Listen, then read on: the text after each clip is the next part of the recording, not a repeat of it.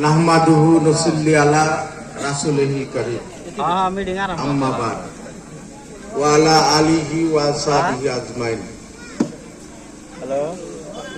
আজকের সভার সম্মানীয় সভাপতি সাহেব, সভায় উপস্থিত আমার শুভাকাঙ্ক্ষীগণ, আপনারা জানেন আগামী 7 মে তারিখে পঞ্চায়েত নির্বাচন অনুষ্ঠিত হতে চলছে। এইবারের নির্বাচন একটি ব্যতিক্রম নির্বাচন। আপনারা জানেন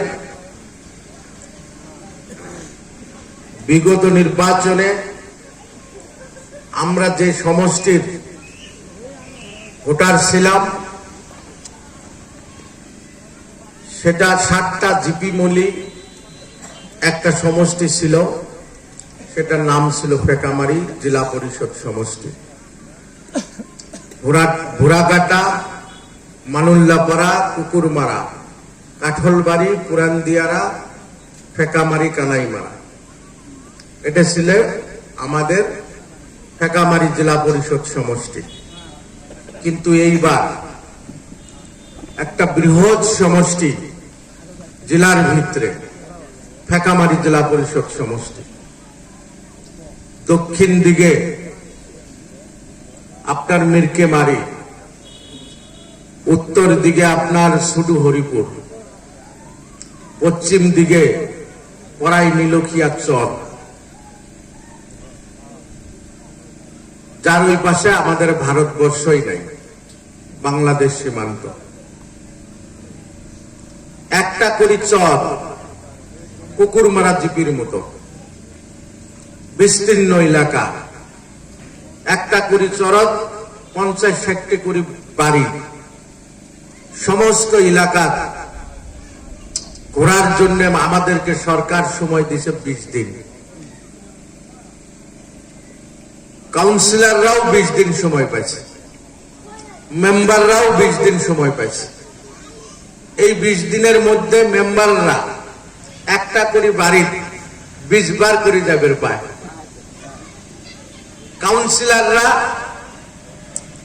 20 বার না যাবের পাইলেও 3 বার হলেও যাবের পায়।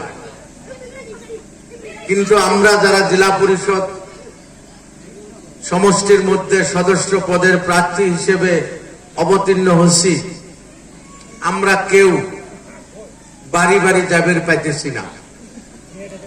তাই আপনাদেরকে ডাকা হয়েছে একখানে, যে আপনারা আসেন, আপনাদের কাছে আমরা কিছু কথা বলবো, যেটার বিচার আপনারা করবেন। বন্ধুগণ, আমার সম্পর্কে আপনারা সবাই জানেন, যারা আমার এগেস্ট দাঁড়াইছে তাদের সম্পর্কেও আপনারা জানেন। ব্যক্তিগতভাবে তাদের বিরুদ্ধে আমার সমালোচনা করার কিছু নেই। আমি ভাবি যে মানুষ হিসেবে প্রত্যেকটা মানুষের দোষ এবং গুণ থাকে, যেমন আমারও আছে। আমি 100% শুদ্ধ মানুষ হিসেবে নিজেকে গড়িয়ে তুলতে পারি নাই। তাই আমার বিরুদ্ধে যারা ভোটার দাঁড়াইছে তাদের বিরুদ্ধে কিছু বলাটা বা সমালোচনা করাটা আমি মনে করি আমার পক্ষে ঠিক হব না।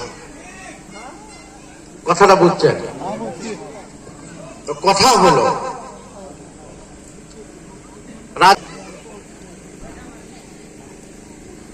আমাদের একটি অন্য নাম আছে, যে এই জেলার ভিতরে এবং সারা আসামের ভিতরে ফেকামারি জেলা পরিষদ সমষ্টির মানুষ যেভাবে ভোট দিচ্ছে বিগত দিনত জেলা পরিষদ পদের প্রার্থীর জন্য, আসামের বুকে অন্য কোন সমষ্টির এমন সচেতন ভোটার, এমন স্বাভিমানী ভোটার আসামের বুকে কোন সমষ্টিতে নাই। তার কিছু উদাহরণ আছে। আপনারা জানেন প্রথম যখন এমডিসির ইলেকশন আমাদের সমষ্টিতে হয়,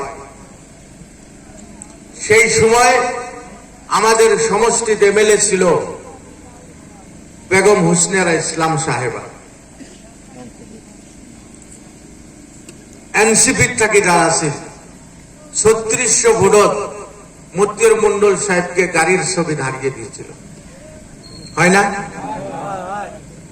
ওই সময় সমষ্টির মুখ্য মানুষ ছিল দুইজন ব্যক্তি, একজন মতিউর মন্ডল সাহেব, একজন হুসনেরা ইসলাম সাহেব। পঞ্চায়েত নির্বাচনের সময় এমডিসির প্রার্থী হিসেবে মতিউর মন্ডল সাহেব ওনার দল থেকে দাঁড়িয়ে দিয়েছিল কাক? ইসমাইল প্রিন্সিপাল সাহেবকে।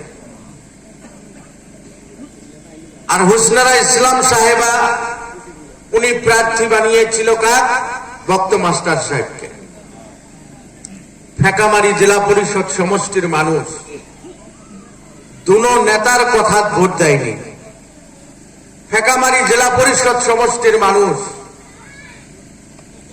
স্বাভিমানী মানুষ, তারা নিজের বিবেককে জিজ্ঞাসা করছে, অন্তরাত্মাকে জিজ্ঞাসা করছে যে এই ক্যান্ডিডেটদের মধ্যে যোগ্য ক্যান্ডিডেট মজনু উকিল, তাই আমরা মজনু উকিলকে ভোট দেব, সেটা করছি। বিধায়ক ছিল হুসনেরা ইসলাম সাহেবা, সেকেন্ড বিধায়ক অঘোষিত বিধায়ক ছিলেন মতিউর মন্ডল সাহেব।